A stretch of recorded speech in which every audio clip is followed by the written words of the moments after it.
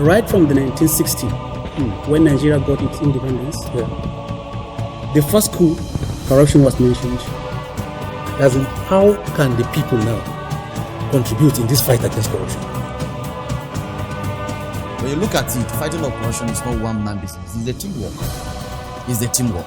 If we can come together and fight corruption, we can bury everything overnight. As a citizen of Nigeria, what can be done to make the society better? As a woman here, as a mother.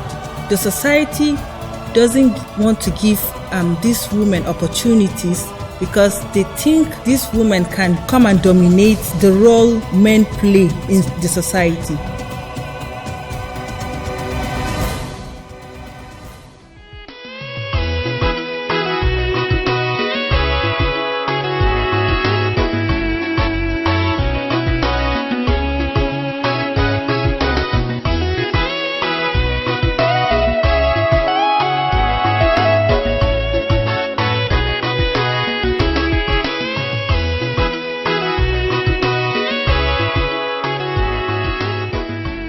Hello and welcome to this week's episode of the program, The Advocate. My name is Jack Vincent Fidelis and I'm your host. On The Advocate today, as usual, we deliberate on issues of anti-corruption and accountability in governance and how these problems affect the growth and development of the country.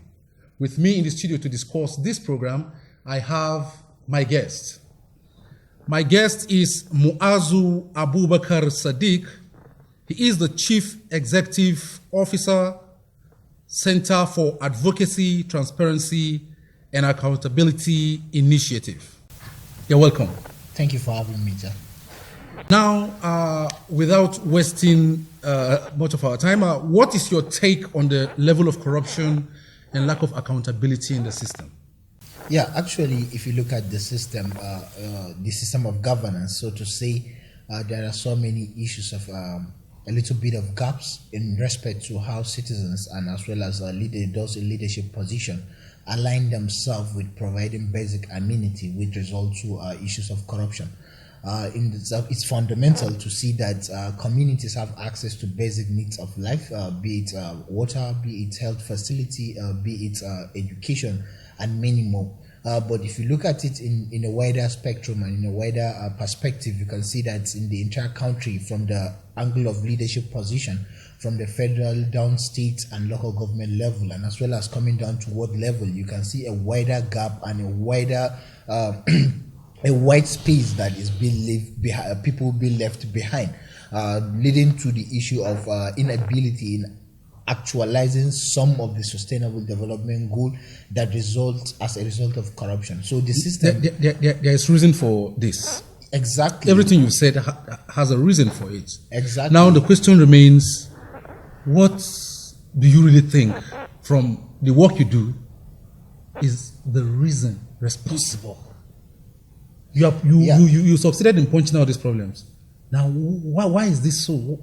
Who is responsible for it? Yeah, as you know, what we do, and actually my work is working close to the rural communities, and as well as working with the some of the marginalized community. We can see communities that have a wide space of inability of meeting with those in leadership position. Especially you can go to a community that they only see people when it comes to time of electioneering periods, that people come to look for their to look for their votes and many more. So you can see that the spaces that access to some information and access to data in saying that, okay, we voted people into power and we voted them, they have a responsibility in providing us with basic needs of life.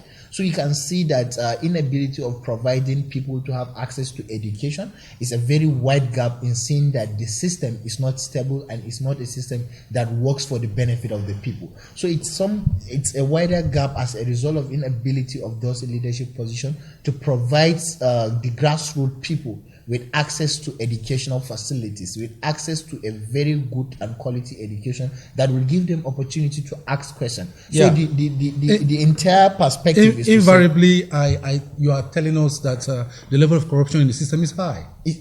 That is basically what you're telling us. It's high to some perspective. Okay. If you come down to grassroots, I'm putting it in the context that if you go to communities in the grassroots, you will shed tears. You will see a community that has a lot of people living there without access to water, without access to hospital, without access to schools and basic amenities of life, which is so pathetic. Thank you. Thank you very much. Now, from everything you've said, it's important to find out from you what you think about the anti-graft agencies. Yeah, the anti-graft agencies, have they been making any meaningful progress in this fight against corruption and lack of accountability in government? Yeah, you see, to me, the destiny of any anti-graft agency as a working in the government system is aligned with the destiny of our people. Our people need to contribute and work on their own side. It's not just to say that the anti-graft agency are making impact or are having good results in getting a lot of refunds and other things. You know what Nigerians are saying sometimes is that the anti-graft agencies are like dogs used by the government of the day to hunt political opponents. That is what they are good at. The work they have been doing has not in any way impacted positively on the fight against corruption. To some extent, if you look at some of the agencies, for example, if you look at ICPC, for example, the Independent Corrupt Practice and Other Related Commission, you can see that recently they have come up with some of their initiative in aligning their objective with some civil society organization in fighting corruption, especially in seeing what meant for rural communities directly goes to them, in seeing that especially the issues of constituency project of our legislators, to see that what is given for constituency project is directly being impacted in the life of the constituents.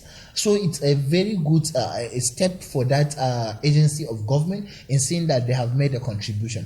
But in the system we work, and in how things is going, you can identify some cases of recent of EFCC on how some of the political leaders only been witch hunt, so to say, if they are not with the majority, that is, if they are not with the ruling party and other things, which is so pathetic in the fight against corruption. So it's very important for government agencies to understand that fight against corruption is beyond fighting opposition. Now, your thank you very much, my man. Your group or your organization, your initiative, you call it Center for Advocacy, Transparency, and Accountability Initiative, right? Now, it has something to do with tracking of spendings by government and agencies of government, I guess. Okay, how well have you been going about this? Well, like the anti-graft agencies, have your own group been impactful? Well, looking at what we do from inception, adopting the follow the money model actually as a social accountability movement, not in just Nigeria but across Africa. We have done quite a lot in seeing that we impacted directly to the life of rural communities, following up in ensuring that we help government in actualizing its own objective. It's not that we are just following and tracking capital spending or funds that are meant for communities, but we are trying to see how that resource is meant for people is being judiciously utilized, and also indirectly we are contributing to the effort of the government. What I mean here is to see that what is meant for the people, all people in the grassroots community have access in knowing what exactly is meant for them. You can see of recent we have started initiating conversation on how we can enhance the service delivery in the health sector, especially looking at issue of tracking projects that has to do with construction of new facilities, and also following up with the NSHIP project, that is the Nigerian Health Investment Project, to see how directly these funds is being impacted to the life of our rural community. Do you see it succeeding? Exactly, because we are partnering with government institutions, we are partnering with government agencies in giving them feedback on how they can adjust in implementing such project, on how it can give and yield results. Because when you bring people that this thing affect, you can see a very great result in seeing that they contribute to the formation of the process. They contribute in giving you effective feedback. We know government are trying their own possible best in filling up the gaps and addressing some of these areas that people usually find it easy to take resources not meant for them. But we as citizens need to contribute and play our own role in saying that we give effective information and give effective feedback. But this cannot be realized if there is no synergy and partnership between the government and the Senate.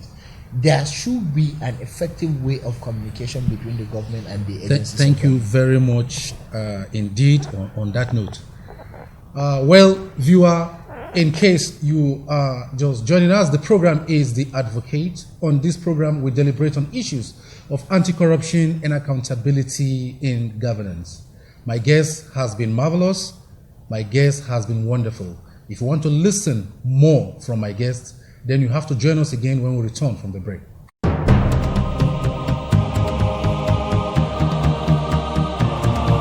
Right from the 1960s, when Nigeria got its independence, the first coup, corruption was mentioned.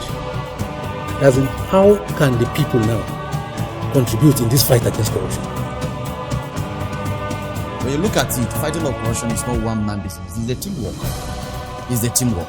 If we can come together and fight corruption, we can bury everything overnight. As a citizen of Nigeria, What can be done to make the society better? You know, as a woman here, you know, as a mother. The society doesn't want to give these women opportunities because they think these women can come and dominate the role men play in the society. You are welcome back. The program is The Advocate. And with me in the studio, I have my guest, Mu'azu Abubakar Sadiq, who is the Chief Executive Officer, Center for Advocacy, Transparency, and Accountability Initiative. I'm going to take you up from the last discussion we had. And on that note, I want to find out from you, how can constituents, the electorate, how can they, as citizens, track the activities of legislators and other political leaders? Well, you see, in as much as we are in the 21st century, so many things is made easy for our people to follow up with all those things.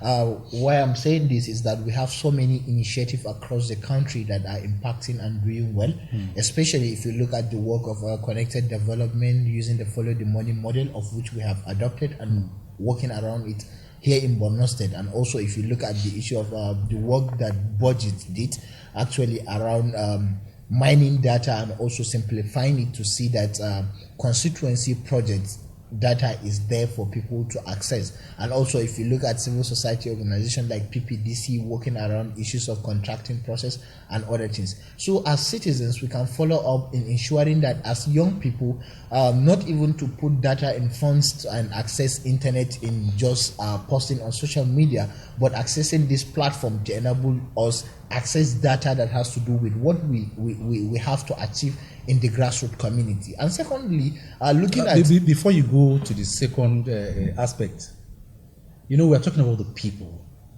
Your organization is an organized one.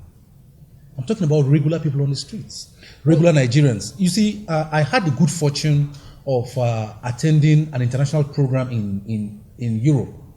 And then I saw that over there they have active citizenry.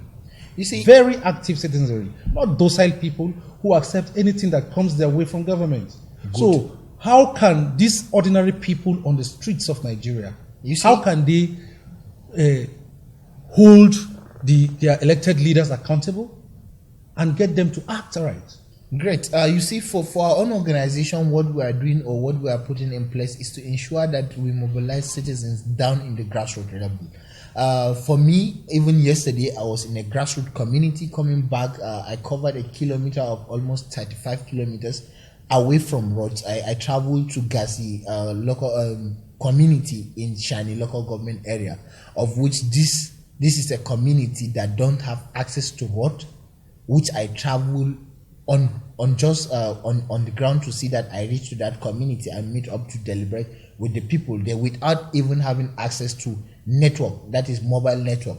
So we are trying to mobilize a community, or we are trying to build the capacity of people in ensuring that they make use of avenues like radio platforms to access information that will make them hold leaders accountable.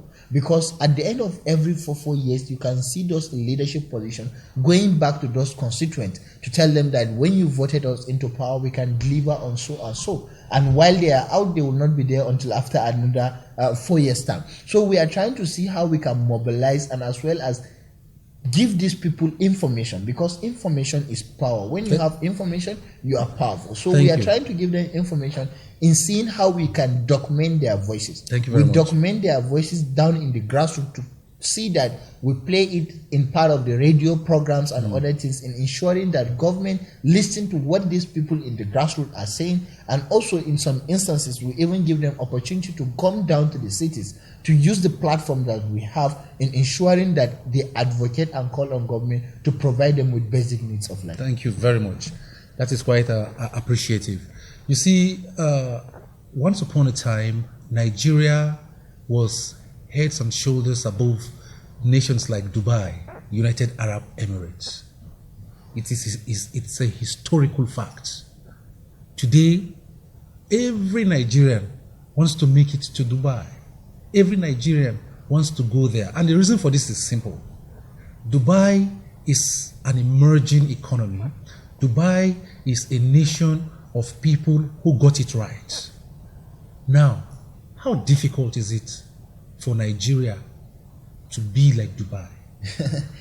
You see, Mr. Jacks, whenever we are talking of how our nation will, for me, most of the times I don't usually make comparison of my nation with a nation, the first class nations or other places. I usually compare my country with Kenya, with Rwanda and others, because we are in a scenario whereby we have weak system that you mentioned in the beginning. We need to put a system in place that will make all these things available to our people. We don't have a conducive atmosphere for young people to thrive. Why I say this is that you can see a graduate coming out of a university without an idea on how to transform this country as a nation. We don't have a system that is producing people that will be effective and contribute to the growth of our economy. So we need to not even talk of corruption here. Nigerians are abroad doing very well. Not to talk Nigerians, from what you've just said, we have Nigerians abroad who are doing very well, contributing effectively to the economy of Europe and America. Of other nations. Yes, these are Nigerians. Exciting. This is quite exciting. These are people who left this country to go develop these other places because of the enabling environment over there. Good. And that's why I made mention in the beginning that we don't have a conducive and enabling environment to thrive. When you provide an enabling environment to thrive, the question is, how difficult is it for Nigeria to have that enabling environment? We need to start from the grassroots. We need to fill the gaps of identifying what are the main issues of corruption in the grassroots. Because, for example, when someone is coming out to be voted into power, the next thing you will see is someone in the grassroots asking him for 1,500 naira for him to vote for him in power. So we need to take that, to change our ideology, to change our thinking, to see it in a very wide way, to be patriotic citizens. It means simply that there is need for sensitization of the masses, and not just sensitization. So if they are not sensitized, how do they get to know about what is right? It's not just about sensitization. Okay, what do you do? It's about doing things right. Because whenever you are blaming organization like National Orientation Agency NOAA has a statutory mandate to inform Nigerians and to educate Nigerians on a whole lot of things. Exactly. I personally don't know if they are doing it. What I want you to understand is to see that when I say we have weak system, and we need to make this system work, is to ensure that these agencies of government meant to deliver on some services and some tax need to work around ensuring that they work on the objective and mandate of such agencies. For example, if you go to let me learn first. When you go to some constituent, you cannot find agencies of government there. So you need to provide an avenue that all these agencies of government meant to sensitize people and meant to create awareness and provide information to people are there to provide this information for people to know exactly what is happening and how this thing can change. So we need to have a change in our mindset from us as citizens, and as leaders, we need to also know that it is part of our responsibility to be accountable, to be transparent, and to make use of judicious utilization of any resources that we have meant for the taxpayers' money. Thank you very much. And now, on a final note, because of time, I want to know what your advice is to the people responsible for corruption in the system and for our underdevelopment. What is your advice to them? Yeah, in maybe 5 seconds. Good. Maybe it will take me 10 seconds for that. For me, actually, the advice is simple. It's for them to know, to understand that this nation is our nation. Of course. We don't have any other nation than Nigeria. We don't have any other place like Nigeria. So whatsoever we are going to do, let's put the interest of Nigeria first. Let's come forward in ensuring that what is meant for people, we deliver on that. Being in leadership position is not an avenue for you to steal or for you to go with people's resources, but it's an avenue that people entrust you with the mantle of leadership. It is not that they cannot do it. Not everybody can be in leadership position. We are mindful that we just select you to be there to represent us as someone that is a leadership position. Thank you very much. So it is important for them to put that in the back of their memory that whatsoever we do, there is the end. There is a light at the end of the tunnel, and there is an accountability after being accountable in the world. There is an accountability hereafter. Thank you very much. You see, that is why I like bringing you to the studio. It's always interactive and interesting. Thank you. I appreciate you. Thank you for having me. You shouldn't be tired when we invite you subsequently. Thank you so much. To we'll be here for you all the time. Thank you. Well, that is the much we can take on the program, The Advocate, for this week. If you've had a good time listening to us, then you can do this again, same time, same station next week. Until then, so long.